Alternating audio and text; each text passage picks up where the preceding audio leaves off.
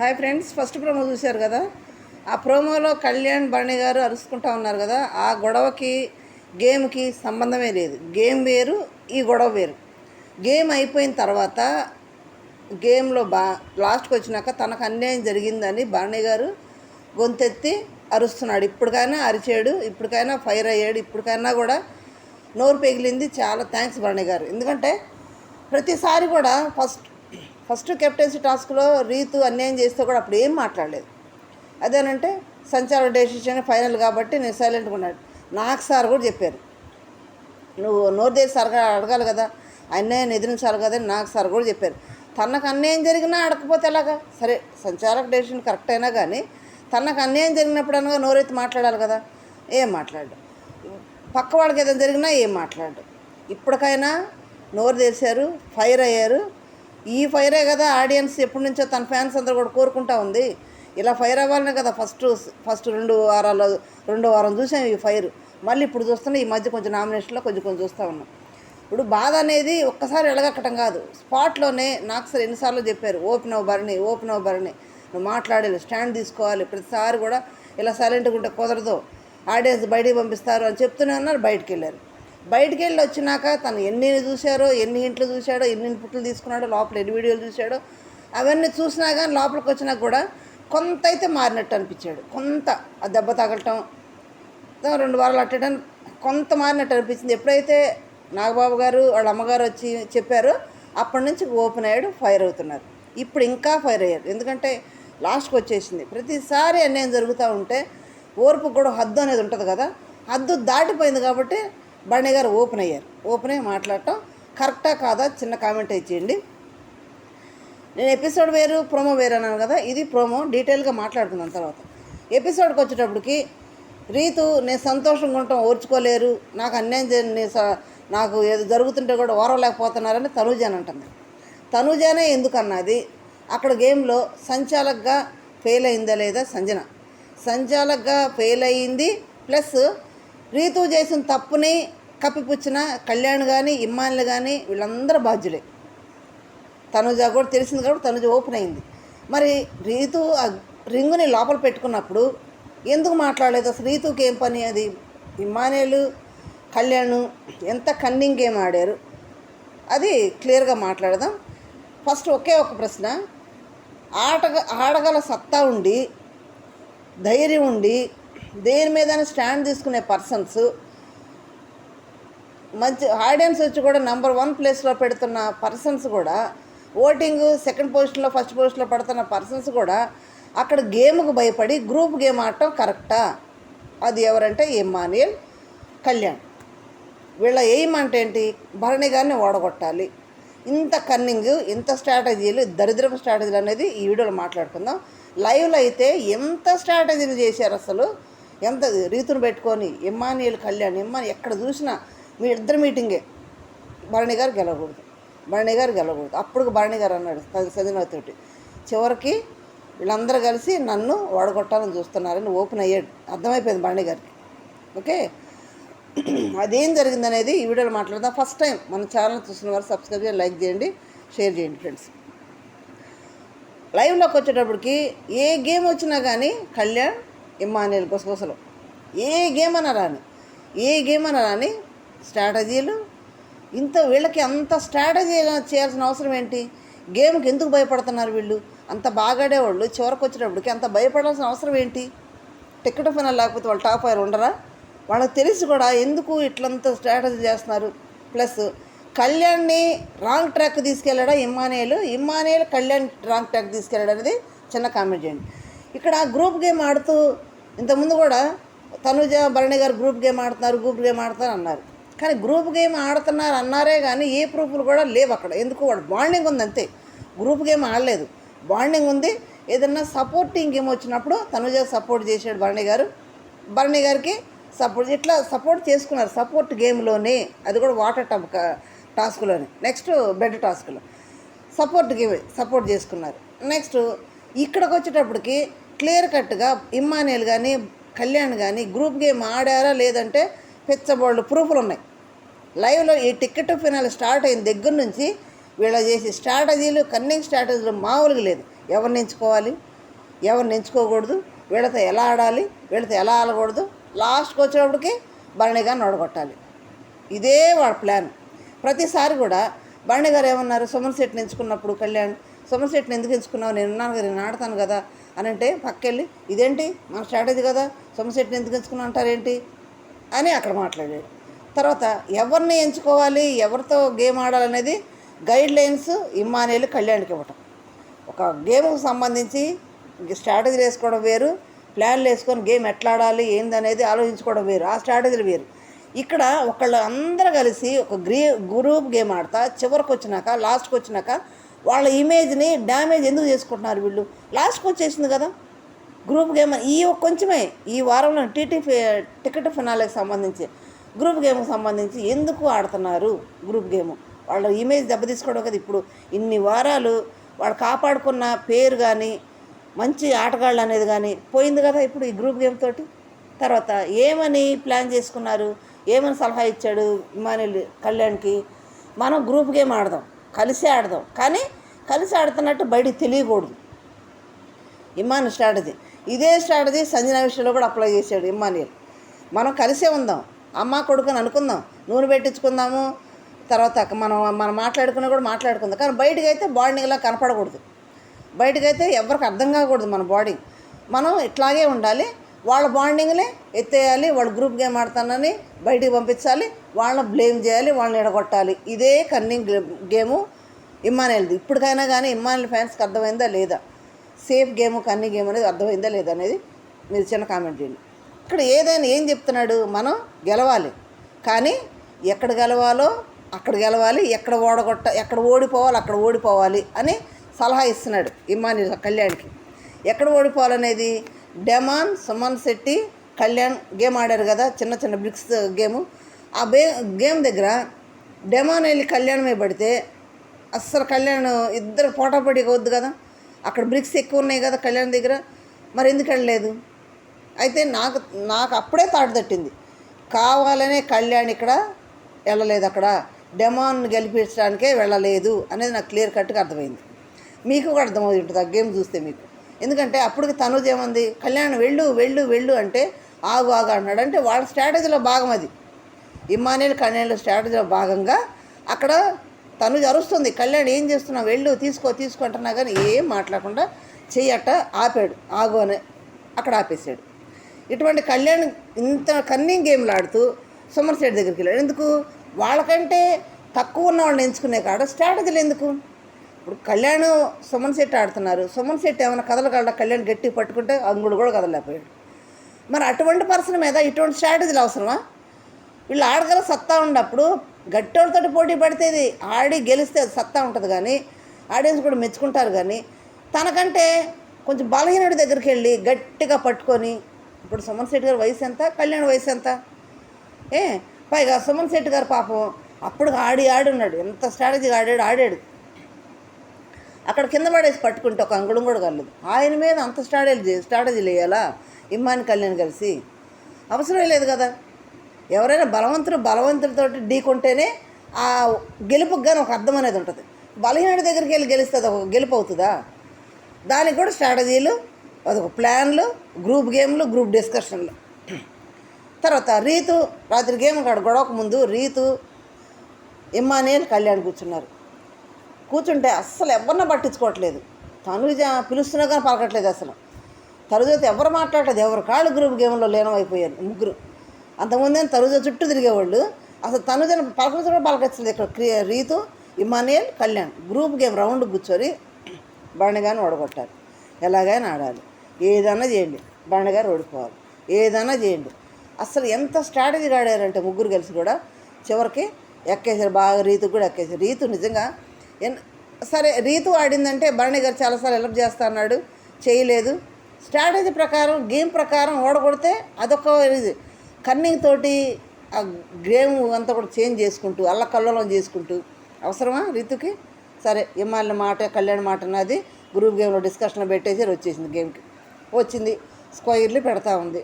Big boss ఏం చెప్పాడు? ఒకే shape ఉండాలి, రెక్టాంగిల్ అయినా ఒకే షేప్ ఉండాలని మెన్షన్ చేశాడు కదా. అక్కడ ఒకే షేప్ అంటే రీతు 2 ఒకటే పెట్టింది, 2 షేపులు ఒక షేపే పెట్టింది. అంటే ఒకే రంగులు ఒకే మోడల్ అయ్యి 2 పెట్టింది. మరి మూడోది వేరు పెట్టి ఆ 3 ఒకటి ఉంటుంది సంజన. అప్పటికి భరణి గారు వేరేది తీసుకొస్తే భరణి గారు ఇది కాదు, ఇది కరెక్ట్ కాదని సంజన అంటే భరణి గారు అది పడేసి మళ్ళీ వేరేది తీసుకొచ్చి పెట్టాడు. ఒకే షేప్ ఉండాలని చెప్పారు కానీ అక్కడ రెక్టాంగిల్ రెండే ఒక షేపు ఇంకోటి షేప్ పెట్టమని చెప్పారా? ఇక్కడ రీతు మన లెక్కలు చూసాం కదా, అట్టాగే రీతు టింగర పనులకి ఏదో చేసిద్దని బిగ్ బాస్ దాన్ని అక్కడ కొంచెం తేడాతో షేప్ అక్కడ పెట్టాడు. ఇట్లా టింగర పనులు చేసిద్దని. బిగ్ బాస్ టీం కూడా టింగర పనులు చేసేవాళ్ళకి తగ్గట్టే గేమ్ డిజైన్ చేస్తారు. వాళ్ళు ఎంచుకునే వాళ్ళని బట్టి గేమ్ అనేది డిజైన్ చేస్తారు. ఎందుకు? తద్వారా ఏదైనా కంటెంట్ కూడా క్రియేట్ అవుతుంది ఖచ్చితంగా. ఎందుకంటే చాలా తెలివైంది కదా రీతు. అందుకని తీసుకెళ్ళి అదే పెట్టేసింది. బిగ్ బాస్ ఆడినట్టే పెట్టేసింది.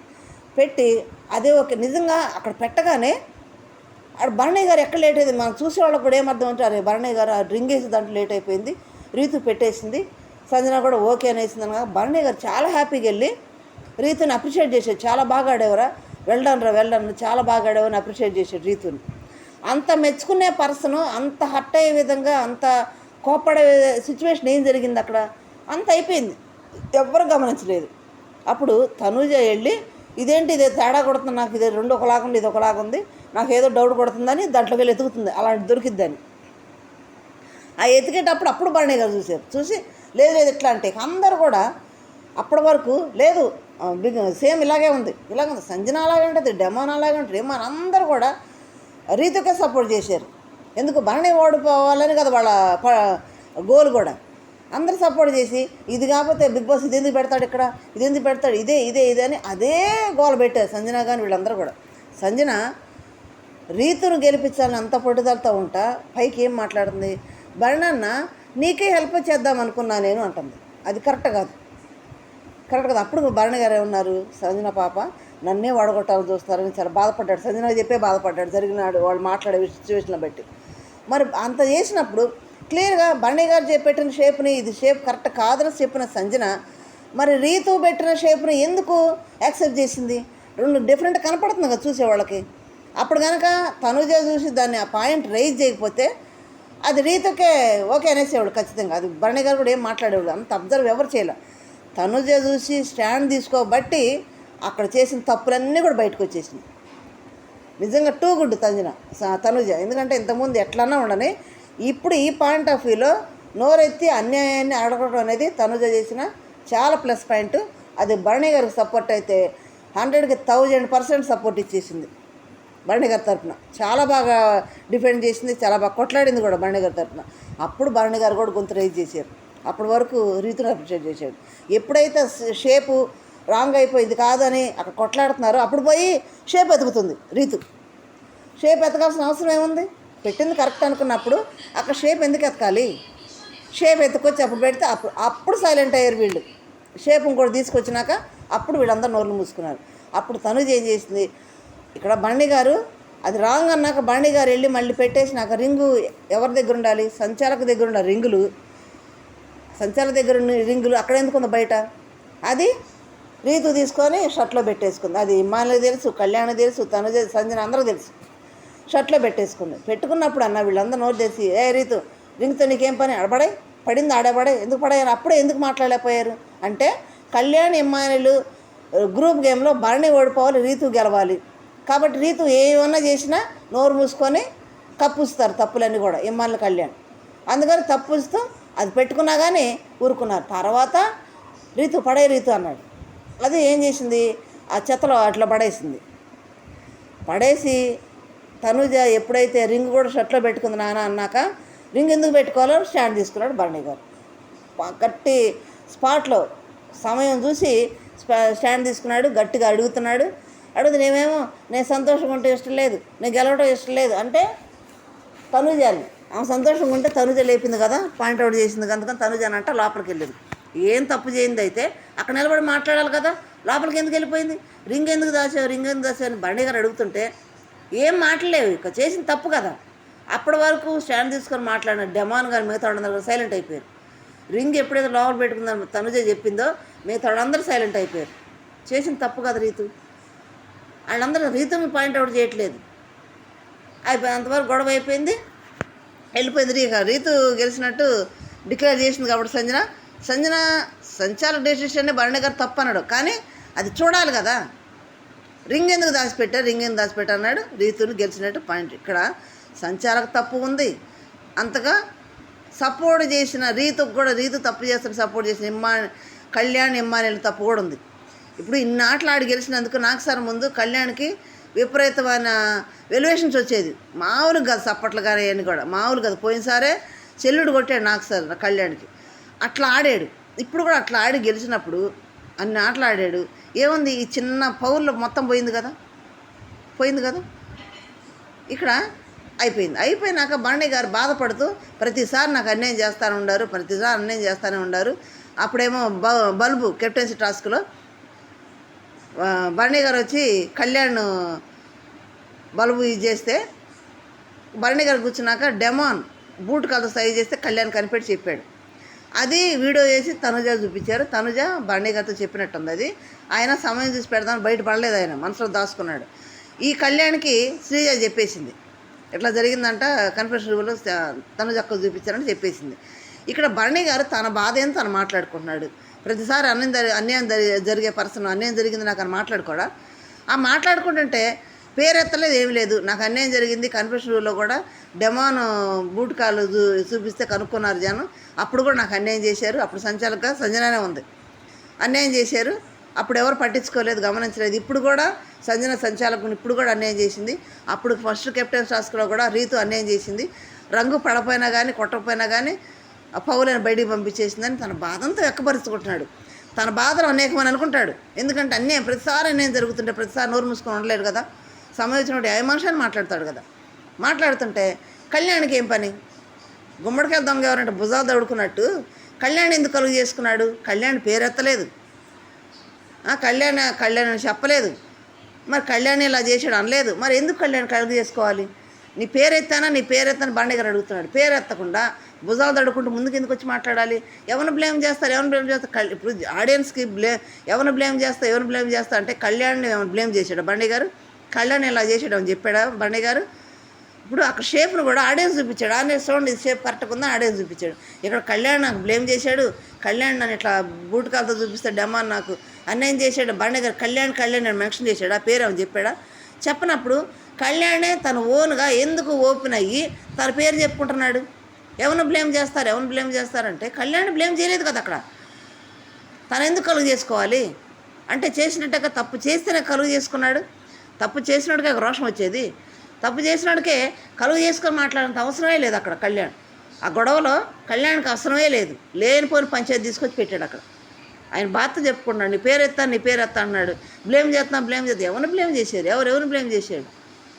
వీళ్ళు గ్రూప్ గేమ్లు ఆడి, వీళ్ళు కన్నింగ్ గేమ్లు ఆడి దరిద్ర స్ట్రాటజీలు వేసి భరణిగా ఓడగొట్టాలని ఇంత ఖతర్నాకు గేమ్లన్నీ వేసేసి కూడా ఏం గ్రూప్ గేమ్లు ఆడారు అసలు? కళ్యాణ్ ఇమ్మానీలు అసలు మామూలు గ్రూప్ గేమ్ స్ట్రాటజీలు, దరిద్ర స్ట్రాటజీలు. మరి ఇప్పుడే ఈ టికెట్ ఫినాల్ వచ్చినప్పుడే ఇదంతా కూడా ఆడి నిజాయితీగా గెలుచుకోవాలి. ఇప్పుడు గెలవటం ముఖ్యం కాదు, ఎంత ఎఫోర్ట్ పెట్టేది కూడా ఆడేసి వస్తారు. పేరెత్తకుండా కళ్యాణ్ అంత ర్యాష్ అవ్వాల్సిన అవసరం ఏంది? అంత స్టాండ్ తీసుకోవాల్సిన చోట స్టాండ్ తీసుకోడు, అరవాల్సిన చోట అరవడం. ఇక్కడ ఒత్తదానికి వచ్చి అరుస్తున్నాడు. పేరు ఎత్తకపోయినా కానీ నా పేరు ఎత్తారు అన్నట్టు. పేరు ఎవరు ఎత్తారు? అరుస్తున్నాడు. ఇక్కడ డెమోనీలందరూ కూడా పక్కకు లాగుతున్నారు. తన అర్థం ఉంది. ఇక్కడ కళ్యాణ్ అక్కడ స్టాండ్ తీసుకోవాల్సిన అవసరం ఉందా? అక్కడ మాట్లాడాల్సిన అవసరం ఉందా అసలు?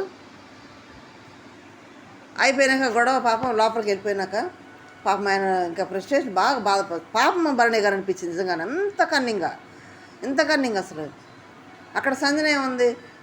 నేను భరణి అన్నకి నేను సుమ్ము తప్ప ఎవరు హెల్ప్ చేయట్లేదు, అసలు మేమిద్దరం భరణి గారికి సపోర్టు అని మాట్లాడుతుంది. దానికి తనుజ బాధేసింది. అక్కడ తనుజ స్టాండ్ తీసుకొని మాట్లాడింది. తనుజ బాధేసి తనుజ లోపలంతా ఆలోచించుకొని బాధపడి వచ్చి, నాన్న నీకు ఎవరు హెల్ప్ చేయట్లేదా అంటే, ఏమైంది నాన్న అంటే, ఏమైందమ్మా అంటే, అక్కడ సంజన గారు నేను సుమ్ము తప్పితే ఎవరు హెల్ప్ చేయట్లేదు అని సంజనను సుమ్ముని నీకు హెల్ప్ చేస్తున్నారంట, నేను చేయట్లేదు అన్నాను అంటే, ఎవరన్నారా అంటే అక్కడ సంజన అంటుంది, సంజన సార్ నేను లేదమ్మా, నువ్వు నాకు హెల్ప్ చేయకుండా ఎట్టుంటావురా? ఎవరైనా నాన్నకు ఎవరు హెల్ప్ చేయనంటారు? నాన్నకు నేనున్నా అని పెద్దగా చెప్తా. ఓపెన్ అయిపోయింది ఇక. ఎందుకంటే ఇంత జరిగినా కూడా ఇంత ఓపెన్ అవ్వకుండా సపోర్ట్లు చేసుకోకుండా ఉంటే కుదరదు ఇక. ఎందుకంటే ప్రతిసారి కూడా బాండింగ్లు పెట్టి వాళ్ళంతా నిడగొట్టేసి ఖతర్నాక్ పనులు చేశారు ఈ ఇమ్మానుయేల్ అందరూ కలిసి బయటికి పంపించి దానంతా. మరి వీళ్ళు చేసేది ఏంది? సంజనాది ఇమ్మానుయేల్ బాండింగ్ కదా, ఈ కళ్యాణ్ ఇమ్మానుయేల్ చేసింది గ్రూప్ గేమ్ కదా? మీరు చెప్పండి ఫ్రెండ్స్. కళ్యాణ్ పేరు ఎత్తకపోయినా కళ్యాణ్కి ఏం సంబంధం అక్కడ మాట్లాడటానికి? అంత గొడవ జరగడానికి కారణం కళ్యాణ్. రేపు నాకు సార్ వస్తే పేరు ఎత్తకపోయి ఎందుకు మాట్లాడాడు అది చెప్పాలి.